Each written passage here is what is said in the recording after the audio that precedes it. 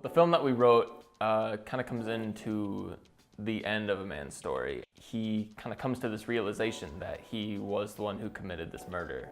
A brief summary of what we filmed was just this writer kind of going into realization that he murdered a woman as he's writing about it. This being a competition for Rode microphone, we really wanted to focus on the sound design for this film. So we originally had sort of ideas that would really incorporate sounds and different ways that we could use those. So our original idea was just sort of a writer, and as he's writing out the words, everything that he's writing takes place in his real world. You know, he'd write about a rat scurrying and you'd hear it run across the floor and just sort of things like that. And it slowly evolved into kind of what we ended up doing. Well, we're going to be doing a lot of Foley work. We're going to be doing a lot of Foley work to get those unnerving sounds that, that Swain had in mind for us.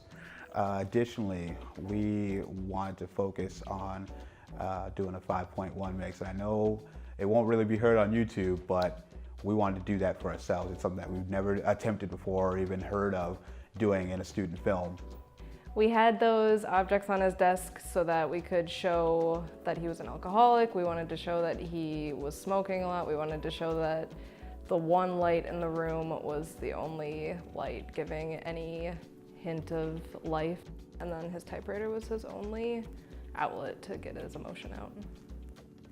We hollowed out his eyes. We made them a lot more sunken and dark. We did it so that we could show that he was very upset and alone, and he had probably been sleep deprived because he was working so much.